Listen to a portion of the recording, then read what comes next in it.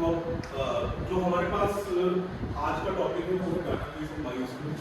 अब हमें सबसे पहले ये समझना है कि हमने पाइथन पढ़ा और पाइथन से पहले जिन बच्चों के पास कंप्यूटर साइंस था वो बच्चे C++ पढ़ते थे, मगर C++ के साथ भी उनको एक चीज पढ़ाई जाती थी जो कि हमारा टॉपिक है डाटाबेस इन एसक्यूएल।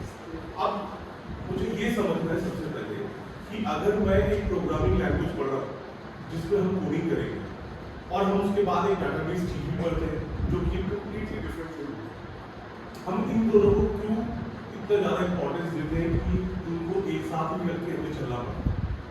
तो उसके लिए तो सबसे पहले ये समझना पड़ेगा, whenever we are doing coding, so we have to keep two aspects in our mind. First is the user for whom I am working, मैं किसके लिए कोडिंग बना रहा हूँ, और दूसरा वो कि वो क्या पर्पस है उसका जो कि मैं सॉल्व करने की कोशिश कर रहा हूँ। फॉर एग्जाम्पल, अगर एक ग्रॉसरी स्टोर की हम बात करते हैं, उसको एक सॉफ्टवेयर भी चाहिए और उसको एक डेटाबेस भी चाहिए। उसको सॉफ्टवेयर चाहिए ताकि वो अपने डे टू डे एक्टिविटीज को उस सॉफ्टवेयर के थ्रू हैंडल कर पाए। उसने कितने सामान बेचा है, उसने कितना इनपुट अपने ग्रॉसरी स्टोर में मंगाया है बाकी अलग अलग कंपनी से, ठीक है, और कितना सामान वो बेच रहा है। और इन सबको स्टोर करने के लिए हमें एक जगह चाहिए जो कि होगा हमारा डाटाबेस। तो डाटाबेस हमारा एक ऐसा कॉन्सेप्ट है जिस कॉन्सेप्ट के अंदर हम अपने डाटा को स्टोर करके रखते हैं, और खाली स्टोर करने का पर्पस नहीं, स्टोर करना तो पेन ड्राइव में हार्ड डिस्क में भी स्टोर कर सकते हैं, स्टोर करने के साथ साथ हम उस डाटा को एनालाइज भी करेंगे। हम अपनी रिक्वायरमेंट के हिसाब से डाटा को फेच करके लेके आएंगे डाटाबेस के अंदर। कॉन्सेप्ट क्लियर है डाटाबेस क्या है? अब डाटाबेस को अगर हमें समझना है तो तुम्हें सबसे पहले ये समझना पड़ेगा आज की डेट में मार्केट के अंदर ऐसी कोई भी वेबसाइट नहीं है जिस वेबसाइट के अंदर डाटाबेस का कॉन्सेप्ट यूज ना होता हो। फॉर एग्जांपल अभी बच्चों ने CUET, NEET, नीट के पेपर भरे, बच्चों को सामने जब बच्चे पढ़ने गए होंगे फॉर्म, तो क्या हुआ होगा, उनके सामने एक फॉर्म आया होगा, उन्होंने डिटेल्स एंटर किया होगा, सबमिट कर दिया और उनका काम खत्म हो गया। मगर उसके बाद नीट के सर्वर का काम शुरू हो गया, क्योंकि जो डिटेल्स उन्होंने भरी उन डिटेल्स को वो उठा के लेके गए अपने डाटाबेस के अंदर स्टोर किया। तो जहाँ भी स्टोरेज का कॉन्सेप्ट होगा, डाटा के स्टोरेज का कॉन्सेप्ट होगा, वहाँ पे डाटाबेस जरूर होगा। आज की डेट में जो हम सारी चीजें देख रहे हैं, ऑनलाइन एजुकेशन, बैंकिंग, सब कुछ ऑनलाइन है, तुम्हारे बैंक अकाउंट ऑनलाइन है, राइट? तो उस सिचुएशन में तुम ये सोच के देखो, अगर डाटाबेस ना होता तो ये सारी चीजें पॉसिबल नहीं हो पाती। ये जो टॉपिक है ना, इसमें सबसे पहले तुम्हारे दिमाग में क्लैरिटी होनी चाहिए, बिल्कुल क्लियर सी लाइन होनी चाहिए, ये डाटाबेस है, ये नहीं होता तो कुछ भी नहीं होता। एक और एग्जांपल लेते हैं, पुराने टाइम की बात करते हैं, 1960s की बात करते हैं, जब कंप्यूटर्स इतने ज़्यादा फेमस नहीं, कंप्यूटर्स नहीं। तो आप एक छोटी सी बात सोचो कि उस समय भी बैंक होते थे, बैंक अकाउंट लोगों के होते थे, लोगों के पास पैसा होता था, वो जमा कराते थे, तो वहाँ पे एंट्रीज कैसे होती? रजिस्टर। अब जिसका जहाँ बैंक है वो उसी बैंक में जाएगा, क्योंकि ये रजिस्टर ऑनलाइन तो है नहीं, वो उसी पर्टिकुलर ब्रांच में जाएगा। बट डाटाबेस के कॉन्सेप्ट आने के बाद ये सारी चीजें खत्म हो गई। आज की डेट में तुम किसी भी ब्रांच में जाके विड्रॉ कर सकते हो, किसी भी ATM के साथ तुम ट्रांजेक्शन कर सकते हो। ये पॉसिबल क्यों है? क्योंकि तुम्हारे पास डाटाबेस तो हम डाटाबेस को इसलिए समझ रहे हैं क्योंकि डाटाबेस आज की डेट में मार्केट में सबसे ज़्यादा डिमांड है। कोडिंग तो है, कोडिंग एक अलग है। तो जितनी चीज़ों को तुम देखोगे ना तो उसको हमेशा दो नजरियों से देखोगे, पहला फ्रंट एंड, दूसरा बैक एंड। फ्रंट एंड का मतलब जो नॉर्मल यूजर को दिख रहा है। अगर एक लेवल एक ह्यूमैनिटीज का बच्चा फॉर एग्जाम्पल, उसको कंप्यूटर में ज़्यादा नहीं पता, तो वो एक फॉर्म भरने जाता है ऑनलाइन, तो फॉर्म भर दिया, सबमिट कर दिया, कुछ हो गया। But as science student, as CS student, उनको ये चीज़ पता होनी चाहिए, मैं यहाँ पे सबमिट कर रहा हूँ, बट इस पर्टिकुलर वेबसाइट का जो सर्वर होगा, आप एक डाटाबेस होगा, उसके अंदर मेरी सारी की सारी इंफॉर्मेशन जाके स्टोर होगी। बात समझे? इंडिया का सबसे बड़ा डाटाबेस सर्वर का मैं एग्जांपल लेता हूँ तो वो है, सुना होगा, कौन है? Indian railway. एक छोटा सा एग्जाम्पल है, हमारे टोटल मिला के कितनी स्टेट्स एंड यूटीज में हमें ट्रेन ट्रैवल करती है?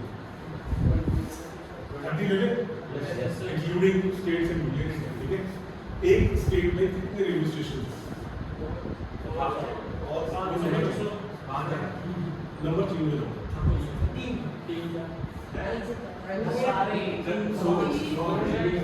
यूपी पता है? यूपी में 412 railway station, main railway station, ठीक है। अब दिल्ली की बात करते हैं, 5 है, ठीक है। एक एवरेज ले लेते हैं 100, ठीक। अब एक रेलवे स्टेशन पे एक दिन में 24 घंटे में कितनी ट्रेन गुजरती होगी? 50।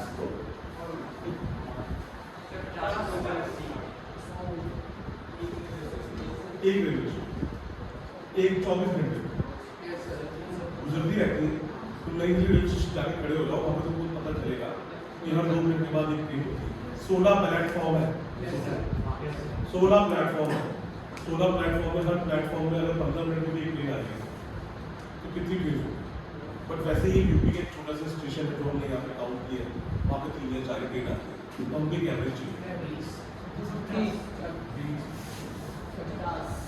प्लेटफॉर्म्स मल्टीपल है ना हमारे पास, हम एक लाइन की बात नहीं कर रहे, उस पर्टिकुलर प्लेटफॉर्म की बात, ठीक है। अब एक ट्रेन, हम 50 ट्रेन तक आ गए। एक ट्रेन में कितनी बोगी होती है? 13 नॉर्मल 13-14 प्लस लेते हैं, ठीक है। अब एक डब्बे में कितनी सीट होती है? 72 होती है, 70, ठीक है। इतना ठीक है, जो मल्टीप्लाई करें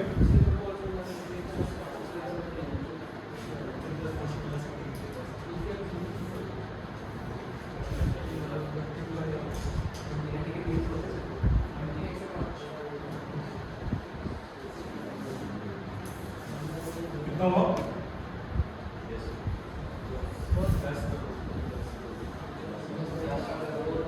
क्या है? क्या है?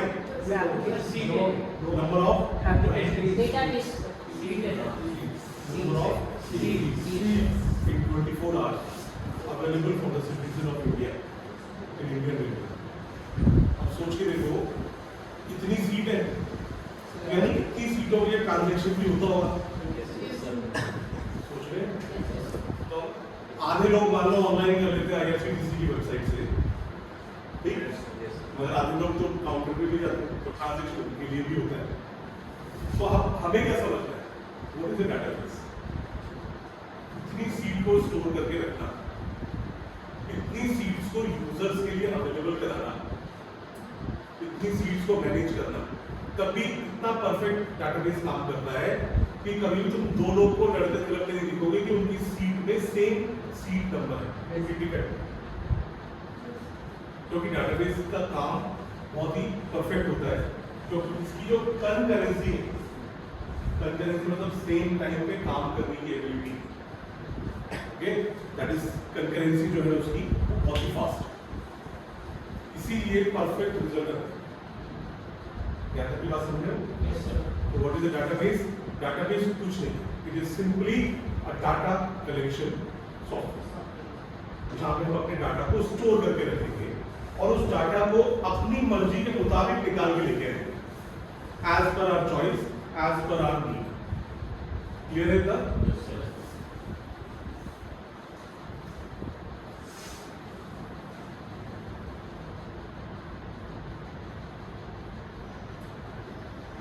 So this is the first definition, the collection of data. Whenever we are collecting a data, the collection of data is referred as database and its management is known as database systems. जब हम data को manage कर रहे हैं तो वो चीज हमारी क्या होगी? Database management system, okay. तो जब भी हम डाटाबेस की बात करेंगे तो हमें ये क्लियर होना चाहिए, we have a huge capacity of memory in which we are storing it data. Hollywood movies या बॉलीवुड मूवीज में आजकल तुम देखते होगे, जब कोई हैकिंग करने जाता है तो कहाँ जाता है? सर्वर रूम में घुसता है, जहाँ बहुत बड़े बड़े रैक्स लगे होते हैं और हार्ड डिस्क लगी होती है, बहुत सारी वायर्स होती है, वहाँ पे वो चिप इंस्टॉल कर देते हैं। और वो हैकिंग हो जाती है, ऐसे होता है। तो जो सर्वर को देखते हो ना, वही हमारा एक्चुअल में डाटाबेस की हार्ड डिस्क को हम विजुलाइज कर सकते हैं उसके, क्योंकि अल्टीमेटली में डाटा स्टोर करना है, अल्टीमेटली जो डाटा स्टोर होगा वो हार्ड डिस्क नहीं होगा, बट हम उसको डाटाबेस के थ्रू स्टोर कराएंगे, so we need our storage memory. Okay, this is the database. तो डाटाबेस को पढ़ते समय हमें कुछ पॉइंट्स हैं जो कि बहुत इंपॉर्टेंट है, याद रखें। First, it is just collection of data. It maintains any information that will be necessary in decision making process.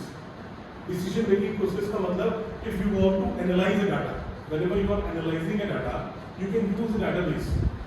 क्योंकि database तुमको तुम्हारे मन मुताबिक results लाके देगा।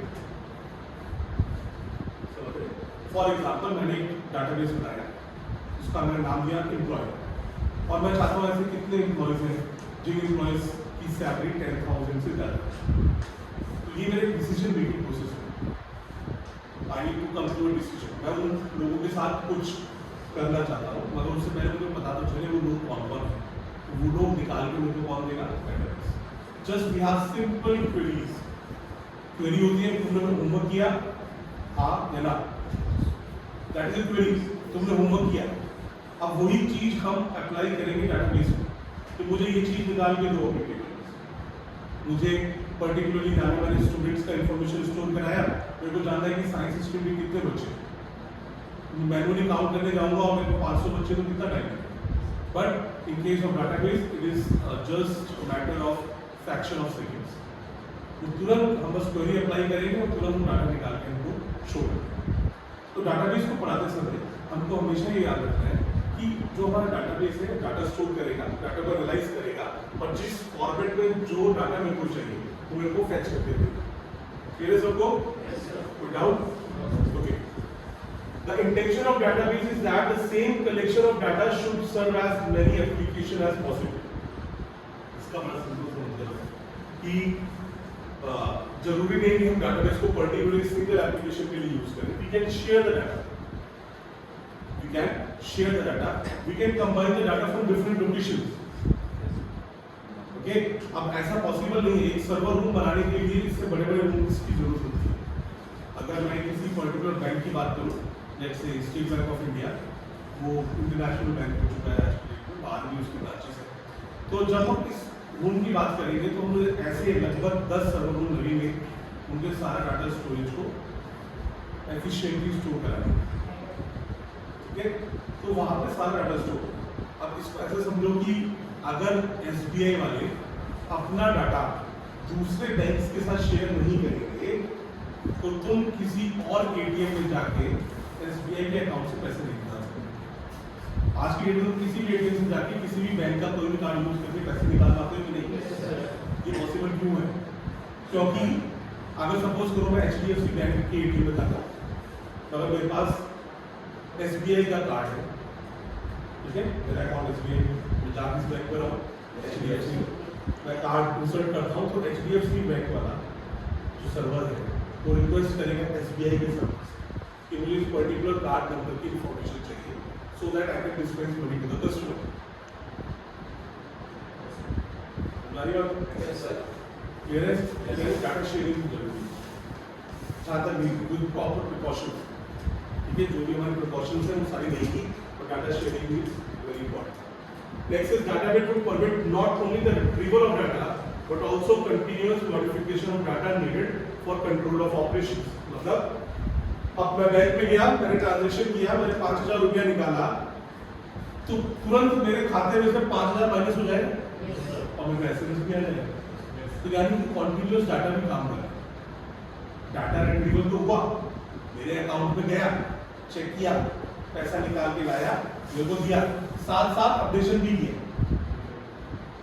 बात समझ रहे बात?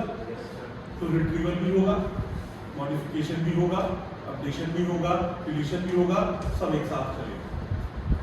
ये कौन करवा रहा है? क्लियर सबको? Yes sir. Without next, it may be possible to search the database to obtain answers to queries or information और planning purpose। हम ऑलरेडी डिसीजन मेकिंग में बात कर चुके हैं कि जो भी हमको रिक्वायरमेंट है, जिस डाटा की रिक्वायरमेंट है, we can get that data from database।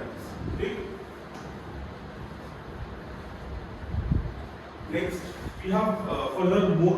This is what we say advantages of database over free file system. एक होता है database. Database से पहले क्या था? Free file system. ठीक है? Free file system मतलब एक normal Excel की फाइल बना के डाटा स्टोर करा देते हैं. उसका किसी से लेना देना नहीं है. जो करना है तुम वो कर सकते हो.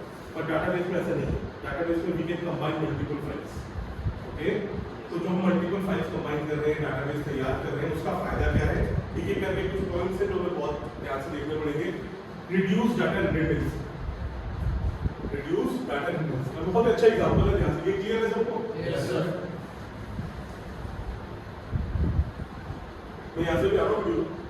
ओके, नाउ सी ध्यान से देखना.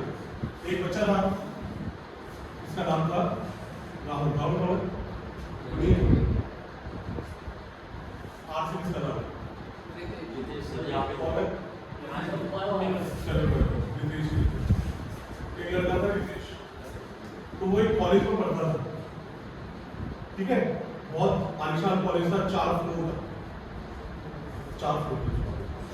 तो जब वो कॉलेज में गया एडमिशन लेने, तो एडमिशन लेने के लिए गया तो उसका एडमिशन हो गया और वहाँ पे उसकी कुछ इन्फॉर्मेशन मांगी गई. तो उसकी बेसिक इन्फॉर्मेशन उसने साथ जो गए थे उससे डाल के रोल नंबर लिखवा दी. उसका रोल नंबर मिल गया, नाम हो गया, father name, mother name, contact number और कोर्स. बाकी बहुत सारे चीज. ठीक है? जो बेसिक इन्फॉर्मेशन थी सब आ गई. इस टेबल का नाम क्या है? कॉलेज. ओके. फिर उन्होंने बोला कि ये घर से 200 किलोमीटर दूर कॉलेज है. अब 200 किलोमीटर वीडियो करने करेगा नहीं, तो आप अपने हॉस्टल में उसको एडमिशन भी दे दो. ठीक है? तो यहाँ पे उसका हॉस्टल था. हॉस्टल में उसको एडमिशन दे दिया. अगेन इंफॉर्मेशन स्टोर कराएंगे. Roll number, name, father name, mother name, contact number, room number. कुछ अलग चीजें होगी, इसी कुछ अलग चीजें होगी टेबल की, उसकी कुछ अलग होगी, but most of the data same होगा. This is the disadvantage of free file system. You have to repeat data at multiple locations. क्योंकि इन दोनों को हमने लिंक किया नहीं. यहाँ पे भी सेम इंफॉर्मेशन, यहाँ पे भी सेम इंफॉर्मेशन, और इसी चीज को हम क्या बोलते हैं? Redundancy of data. वर्ड सुनो, redundancy of data, that is repetition of data. Okay? जो कि किसका डिसएडवांटेज है? Free file system. यहाँ तक कोई डाउट किसी को? ओके. तो इसने 4 साल पढ़ाई पूरी करी. हॉस्टल में था. रात के 12 बजे इसके पापा का कॉल आया, बेटा कल रिजल्ट आ रहा है, ऑल द बेस्ट. तो रितेश ने बोला कि ओके पापा. उसने कहा कि बेटा इसका ना बिल जमा नहीं कराया है, कल से दूसरा नंबर चलेगा, तो जाके अपडेट करा दो. तो हॉस्टल में गया, नीचे कॉन्टैक्ट नंबर इसके 123 था, इसने 456 करा दिया. ठीक है? और यहाँ पे कॉन्टैक्ट नंबर में क्या रहेगा? अगले दिन सुबह रिजल्ट का फोटो पड़ी थी. बट उसके बाद जो उसका जो रिजल्ट आया, आने वाला दिन आ गया, तो उस सिचुएशन में क्या हुआ उसको? क्या होगा कैसे कैसे बस चकाचक नहा धो के मंदिर आरती पूजा सब कर ली और फिर आ गया. वहाँ बड़ी भीड़ लग रही थी. ठीक है? अब भीड़ लग रही थी तो क्या हुआ? जैसे जैसे रिजल्ट देगा और बेचारा 2 सब्जेक्ट में उड़ गया. यानी कि 4 साल की थी, उसको 5 साल की. 1 साल और करना पड़ेगा. पता नहीं कैसे कैसे छत पर पहुंच गया. और वैसा था जेब में 5 का सिक्का मिल था, उसका 5 हो गया और तेज हवा का छोटा उसको भाग के ले गया. तो जब वो नीचे पहुंचा, सिक्योरिटी गार्ड आया, इसे घर पे कॉल करो, इसका नाम पता करो, जाओ टेबल में इसका नाम ढूंढो, जाओ कॉन्टैक्ट नंबर पे 123 मिलाओ, कौन सा नंबर मिलेगा? Now this is the disadvantage of not using database. अगर ये database अभी तक ये मैंने बताया इसमें कोई database का रोल नहीं है, ये फ्री फाइल सिस्टम. बट अगर मैं database की बात करता हूँ, अगर मैं इसको ऐसे database इंप्लीमेंट कराता तो मैं मल्टीपल लोकेशन पे इंफॉर्मेशन दे देता. मैं एक सिंगल टेबल बनाता. उस टेबल में इसकी पूरी जन्म पत्री रखा, यानी अगर ये अपडेशन कराता तो वो यही कराता और इसको भी वही दिखता और इसको भी वही दिखता। We can create multiple views of our database. अलग अलग लोग हमारा डेटाबेस देख रहे हैं, उनको अलग अलग दिखा सकते हैं, जिसको जो देखना होता है दिखाएंगे। हम परमिशन सेट कर देंगे कि ये देखेगा, ये कुछ कॉलम्स देखेगा, ठीक है। तो यानी कि अपडेशन होता तो एक ही जगह होता पर वो दोनों जगह रिफ्लेक्ट होता। तो अब इससे हमें क्या समझना है, data redundancy is not good for database, that further gives birth to another problem, that is data inconsistency. तो दो इश्यूज हैं, एक रिडंडेंसी और एक इनकंसिस्टेंसी, जिसकी वजह से हम डाटाबेस को बहुत ज़्यादा सपोर्ट करते हैं और उसकी बात करते हैं। नाउ दिस पीपीटी मैं शेयर करूँगा, नोट नहीं करनी है और इसमें कुछ पॉइंट्स हैं, ये सारे बहुत इंपॉर्टेंट पॉइंट्स हैं कि why we use database.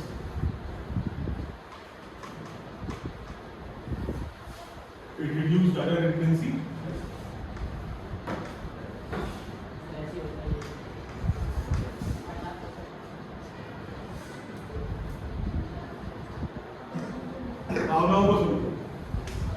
Data inconsistency हटाता है, डाटा को शेयर करवाता है, स्टैंडर्डाइज करता है, यानी इंडिया, यूएस, यूके हर जगह डाटाबेस यूज होता है। सिक्योर डाटा होता है, पासवर्ड प्रोटेक्शन वगैरह रहेगी और डाटा इंटीग्रेटेड मतलब एक ही जगह पर। समझ आ गया? Rest will start with the next topic of database next class, ठीक है। जो हमारे पास आज का टॉपिक है, सो हम डाटाबेस को अब हमें सबसे पहले ये आज है कि हमने पाइथन पढ़ा डिपार्टमेंट में, और पाइथन से पहले जिन बच्चों के पास कंप्यूटर साइंस था वो बच्चे C++ पढ़ते हैं, C++ के साथ आपको फ्रंट एंड एक चीज पढ़ाएगा, दूसरा जो हमारा टॉपिक है फ्रंट एंड का मतलब जो नॉर्मल यूजर होता है। अगर एक मैं एक प्रोग्रामिंग लैंग्वेज पढ़ रहा हूं जिस पे हम कोडिंग करेंगे, कोई और उसके बाद एक डेटाबेस कभी बट एज साइंस स्टूडेंट तो उनको इतना ज़्यादा इंपॉर्टेंस देते हैं, यहाँ सबमिट करो एक साथ में से पर्टिकुलर वेबसाइट का सर्वर, उसके बाद सबसे पहले आपके डेटाबेस को वेरिएबल्स के अंदर में सारी इंफॉर्मेशन, तो we have to keep two aspects in our mind. First ये का सबसे बड़ा यूजर फॉर मैं किसके लिए कोडिंग बना रहा हूँ, और दूसरा वो कि वो क्या प्रॉब्लम है उसका सॉल्व करने के लिए। एक छोटा सा फॉर एग्जांपल, अगर एक ग्रोसरी स्टोर की हम बात एग्जांपल है, हमारे इसको सॉफ्टवेयर मिल जाएगी कितनी स्टेट्स एंड यूनियन, उसको कैटेगरीज रेंज करनी है, उसको सॉफ्टवेयर चाहिए ताकि वो अपने including states and union handle कर पाए। एक बेसिकली है उसने कितना इनपुट और उसने ग्रोसरी स्टोर में मंगाया है बाकी अलग अलग और कितना सामान सबको स्टोर करने के लिए जगह चाहिए, कि मतलब यूपी में 4000 सप्लाई से ऑर्गेनाइजेशन जिस कॉन्सेप्ट में हम अपने डाटा को ठीक है फैमिली की बात करते हैं और खाली स्टोर करने का मतलब नहीं है, स्टोर करना तो पेन ड्राइव में हार्ड डिस्क में स्टोर कर स्टोर करने के साथ साथ हम डाटा को एनालाइज भी। अब एक रेलवे स्टेशन पे एक हम अपनी रिक्वायरमेंट के हिसाब से डाटा को फेच करके लेके आएंगे डाटाबेस के कॉन्सेप्ट क्लियर है डाटाबेस क्या है। अब डाटाबेस को अगर हमें समझना है तो एक सबसे पहले ये समझिए कि आज की डेट में मार्केट के अंदर जल्दी रहता है कोई भी व्यवसायिक रिलेशनशिप जाके खड़े हो जाओ के अंदर डाटाबेस का कॉन्सेप्ट ये हम नाम के बाद एक 16 प्लेटफॉर्म और 16 प्लेटफॉर्म CUET 16 प्लेटफॉर्म के अंदर बड़े बच्चों को सामने जब तक बनने गए होंगे फॉर्म वैसे ही क्या हुआ होगा, उनके सामने एक फॉर्म आया होगा, उन्होंने डिटेल्स एंटर किया होगा, सबमिट कर दिया और उनका काम खत्म हो गया। मगर उसके बाद नीड के सर्वर का अकाउंट्स मल्टीपल था, क्योंकि जो डिटेल्स उनने भरी उन डिटेल्स को वो उठा के लेके गए, ठीक है। अपने डाटा एक हम 50 पेज तक आ गया, एक वैल्यू स्टोरेज का कांसेप्ट होगा, डाटा के स्टोरेज का नॉर्मल तैयार होगा डाटाबेस। आज की डेट में जो सारी चीजें देख रहे हैं ऑनलाइन एक एजुकेशन बैंकिंग सब ऑनलाइन है तो उस सिचुएशन को क्लियर से देखो, अगर डाटाबेस ना होता ठीक है तो ये सारी चीजें जो अवेलेबल नहीं होगा। सबसे पहले हमारे दिमाग में क्लैरिटी होनी चाहिए, बिल्कुल क्लियर सी लाइन होनी चाहिए, ये डाटाबेस है, ये नहीं होता तो कुछ भी नहीं होता। एक और एग्जाम्पल है, पुराने टाइम की बात करते हैं, 1960s की बात करते हैं, जब कंप्यूटर का बहुत ज़्यादा फेमस नहीं, कंप्यूटर्स नहीं, तो आप एक छोटी सी बात सोचो कि उस समय भी बैंक होते थे, क्या है बैंक अकाउंट लोगों को होते थे, क्या है वो जमा कराते थे, तो आप नंबर कैसे होता अब इसका जहाँ बैंक है वो उसी बैंक में जाएगा, अगर नहीं की सबसे रजिस्टर ऑनलाइन तो है नहीं, उसी पर्टिकुलर ब्रांच पे जाएगा। इतनी सीट है हर डाटाबेस में, इतनी सीट हो गई ट्रांजैक्शन भी होता होगा। आज की डेट में किसी भी ब्रांच में जाके विड्रॉ कर सकते हो। आधे लोग मान लो ऑनलाइन या फिर किसी की वेबसाइट से ट्रांजैक्शन कर सकते हो, एक रिस्पांसिबिलिटी है, आधे लोग तो ऑनलाइन भी ट्रांजैक्शन के लिए भी होता है। डाटाबेस तो हमें क्या समझना है, व्हाट इज अ डाटाबेस?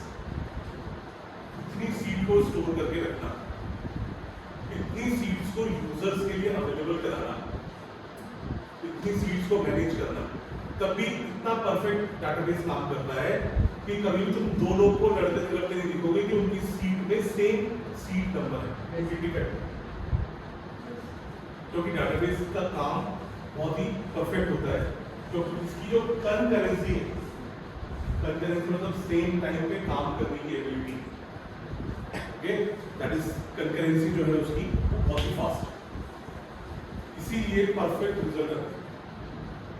क्या तक बात समझे? तो what is a database? Database कुछ नहीं, it is simply a data collection software, जहां पे हम अपने डाटा को स्टोर करके रखेंगे और उस डाटा को